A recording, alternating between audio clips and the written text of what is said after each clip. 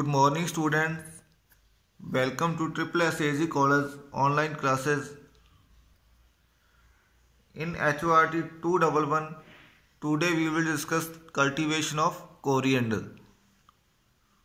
Botanical name of coriander is Coriandrum stibum, family Apiaceae or Umbelliferae. Chromosome number 2n is equal to 22. Origin Mediterranean region.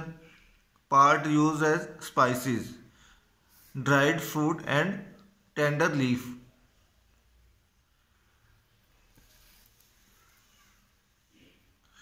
Coriander is an annual herb and grown for both leaves and dried seed. Means ये एक annual plant है और green पत्तियां और seed के लिए इसको grow किया जाता है। नेक्स्ट, राजस्थान मेजर स्टेट है। इसमें 40% जो टोटल इंडिया का प्रोडक्शन होता है वो 40% राजस्थान में होता है और इसमें फ्रेग्रेंट, अडर और प्लीजेंट एरोमेटिक टेस्ट पाया जाता है, जिसके लिए इसको ग्रो किया जाता है। इसके ड्राई सीड में 0.1 to 1% इसेंशियल ऑयल पाया जाता है, जो ऑर्डर, अडर और टेस्ट के लिए मोस्टली यूज किया जाता है। नेक्स्ट है the principal constituent of essential oil is dextrolinalool. इसमें जो इसेंशियल ऑयल पाया जाता है उसमें डेक्स्ट्रोलिनालोल पाया जाता है। The volatile oil is used in cosmetic products and beverage. जो वोलेटाइल ऑयल है इसको अपने कॉस्मेटिक प्रोडक्शन, जो भी अपने सोप वगैरह या ऐसा कुछ बनाते हैं, इसके अलावा बेवरेज में इसको यूज़ किया जाता है, पेय पदार्थ में अपने यूज़ करते हैं। Next, dried seed are use in flavouring, sauce, meat product, some bakery and confectionery items. Means हलवाई की दुकान पर जो अपने मटेरियल बनाते हैं उसमें भी इसको यूज़ करते हैं। It is also use as major ingredient in most of the curry products.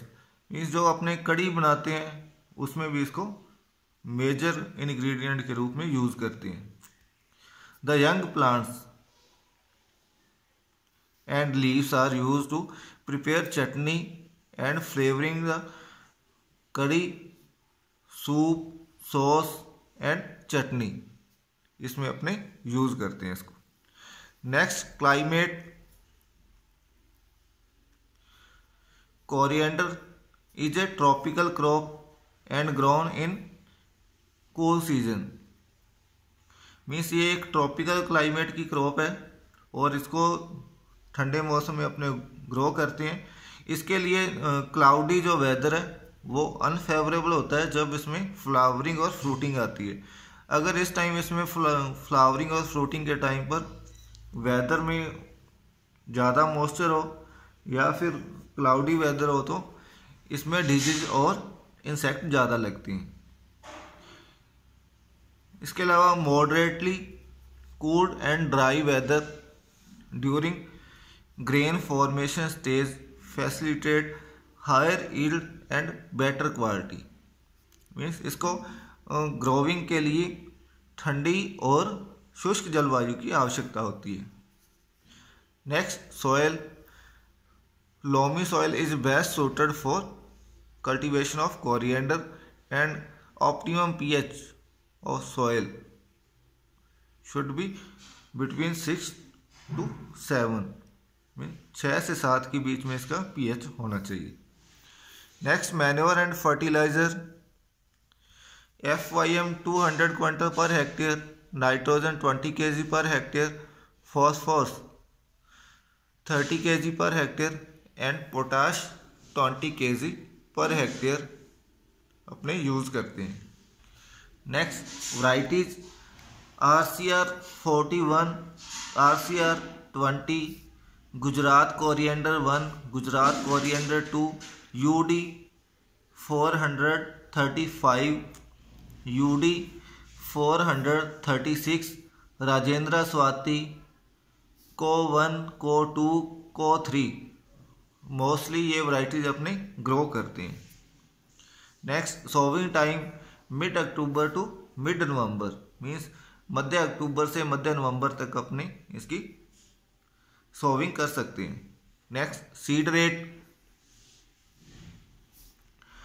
10 to 15 kg sufficient for irrigated condition. अगर आपकी सिंचित खेती में, सिंचित क्षेत्र में आपने खेती करनी है तो 10 से 15 kg। इसके अलावा बारानी खेती करनी है आपने बिना इरिगेशन के तो 25 से 30 kg पर हेक्टेयर अपने अनइरीगेटेड कंडीशन में अपने 25 से 30 kg पर हेक्टेयर सीड अपने यूज़ करते हैं। Soaking the seed in water, soaking the seeds in water for 12 to 24 hours before sowing enhance seed germination. अगर अपने 12 से 24 घंटे पहले इसको पानी में भिगो देते हैं सीड को, तो सीड का जर्मिनेशन ज़्यादा होता है। The seed splits into 2 halves bye rubbing and treat them with thiram 2 gram per kg seed. Means seed को अपने 2 पार्ट में डिवाइड कर लेते हैं इसको रबिंग करके, और उसके बाद में इसका सीड ट्रीटमेंट करके फिर इसकी सोविंग करते हैं। रबिंग इसलिए करते हैं क्योंकि इसमें पॉली एम्ब्रोनी पाया जाता है। अगर इसको अपने टुकड़ों में, इसके जो सीड होता है उसको टुकड़ों में काट लेते हैं या डिवाइड कर लेते हैं, जिससे एक ही सीड से अपने को ज़्यादा प्लांट मिल जाते हैं, क्योंकि हर टुकड़े से इसका प्लांट का जर्मिनेशन हो जाता है। Next sowing method optimum spacing है इसकी 30 into 15 सेंटीमीटर, 30 into 15 सेंटीमीटर की दूरी पर या 30 into 10 सेंटीमीटर की दूरी पर अपने इसकी सोविंग करनी चाहिए। Next irrigation. First irrigation should be given 3 days after sowing and thereafter at 10 to 15 days interval। जो पहली इरिगेशन है वो बुआई के अपने को 3 दिन बाद करनी चाहिए, उसके बाद में 10 से 15 दिन के अंतर पर अपने को सिंचाई करनी चाहिए। ये अपने सॉइल के मॉइस्चर के ऊपर और वेदर के ऊपर डिपेंड करता है। In general, 5 irrigation are applied at 30 to 35 days, 60 to 70 days, 80 to 90 days, and 100 to 105 days, and 110 to 115 days after sowing। ये 5 इरिगेशन अपने को इस टाइम पर कर सकते हैं अपनी। पहली 30 से 35 दिन बाद, दूसरी 60 से 70 दिन बाद, तीसरी 80 से 90 दिन बाद, चौथी 100 से 105 दिन बाद, और पांचवी इरिगेशन 110 से 115 दिन बाद अपने को करनी चाहिए, जिससे प्रोडक्शन अपने को अच्छा मिलता है। Next weed control. तो वीड कंट्रोल के लिए अपने को स्प्रे भी कर सकते हैं और हैंड वीडिंग भी कर सकते हैं।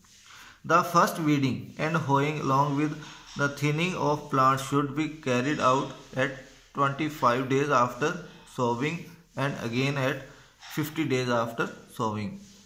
25 और 50 दिन बाद बुआई के अपने निराई गुड़ाई करनी चाहिए। इसके अलावा पहली निराई गुड़ाई के समय अगर प्लांट ज़्यादा हैं तो उसकी थिनिंग भी कर देनी चाहिए। नेक्स्ट अगर केमिकल की बात करें अपने, तो pre emergence application of pendimethalin 1 kg पर hectare followed by 1 hand weeding at 25 days after is also found best. Means अगर आपने केमिकल से इसको कंट्रोल करना है तो बुआई से पहले पेंडिमेथालिन का स्प्रे कर सकते हैं, और उसके बाद में अगर कुछ वीड्स ग्रो होते हैं तो उसको अपने 25 डेज आफ्टर सोविंग अपने उसको निकाल सकते हैं। नेक्स्ट है ये हार्वेस्टिंग।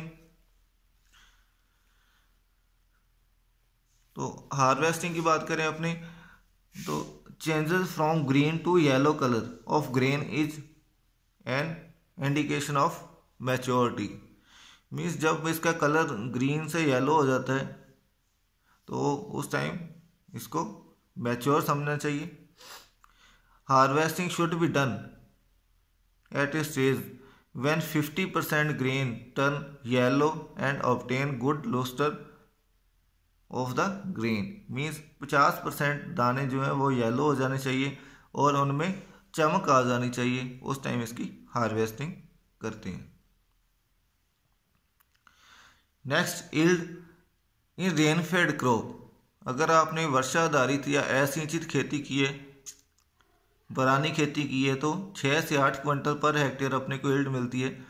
अगर अपने इरिगेटेड क्रॉप ग्रो की है तो 10 to 12 क्विंटल पर हेक्टेयर अपने को यील्ड मिलती है। Next, plant protection. फर्स्ट है इंसेक्ट पेस्ट। इसमें कौन कौन से कीट लगते हैं? फर्स्ट है एफिड।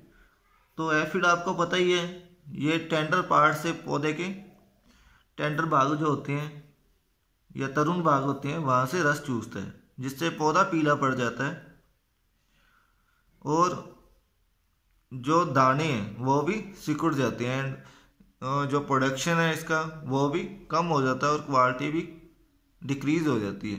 तो एफिड ये नुकसान पहुंचाता है। इसके कंट्रोल के लिए अपने को डाईमेथोएट 30 EC 0.03% और फास्फोमिडोन 85 SL एट द रेट 0.03% और malathion 50 EC eight the rate 0.03% अपने को सॉल्यूशन का स्प्रे करना चाहिए।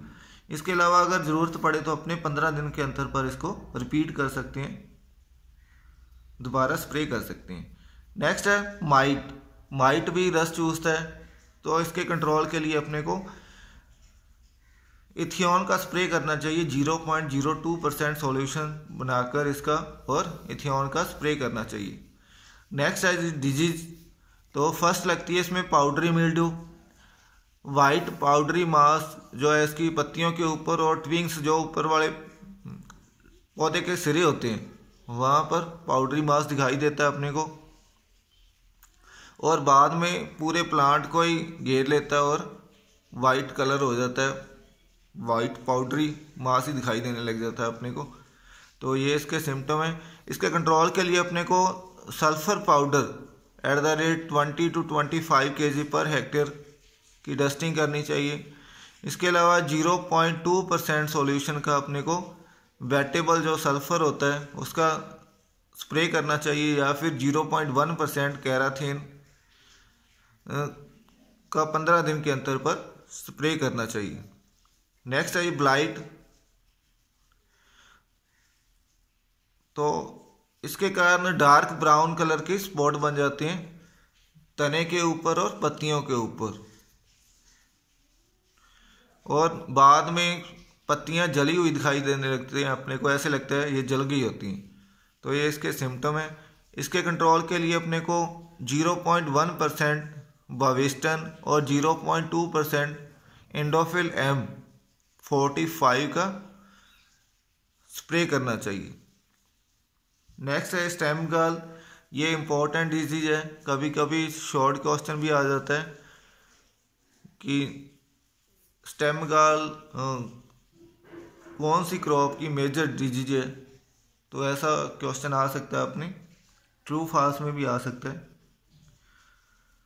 तो ये मोस्ट इम्पोर्टेंट डिजीज है। Blisters appear on the leaves and stem which deform the seed. Humid condition are favourable. Means इसके ऊपर फफोले बन जाते हैं पत्तियों के ऊपर और तने के ऊपर,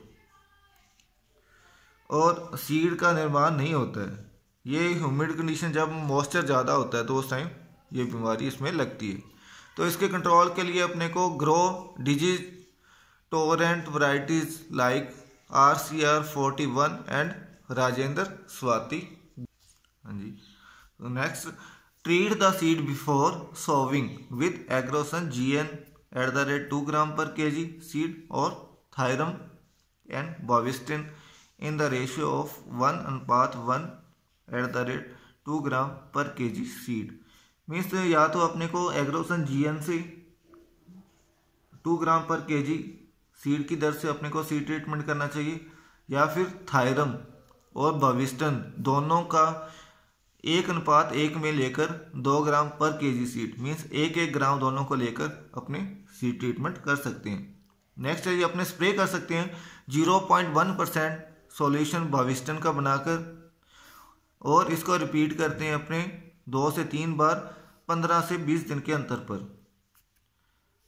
0.1% सॉल्यूशन का अपने को स्प्रे करना चाहिए बविस्टन का, और 2 से 3 बार अपने 15 से 20 दिन के अंतर पर स्प्रे कर सकते हैं।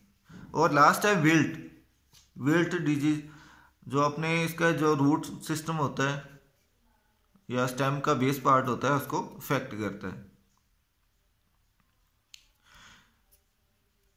The disease attack the roots of plant which wilt and slowly dry up, means root part जो होता है उसको डैमेज कर देता है, जिससे पौधा सूख जाता है। इसके कंट्रोल के लिए अपने को रेसिस्टेंट वैरायटीज ग्रो करनी चाहिए, जैसे RCR 41। Use healthy and disease free seed, means अच्छा सीड अपने को यूज करना चाहिए। Treat the seed with theorem and Bavistin in the ratio of 1:1 2 gram पर KG seed before sowing. Sowing से पहले थीरम और बाविस्टिन का 1-1 ग्राम लेकर टोटल 2 ग्राम पर केजी सीड की दर से अपने को सीड ट्रीटमेंट करना चाहिए। ये थी अपनी आज की कोरिएंडर क्रॉप। मिलते हैं नेक्स्ट क्रॉप के साथ नेक्स्ट क्लास में। Thank you.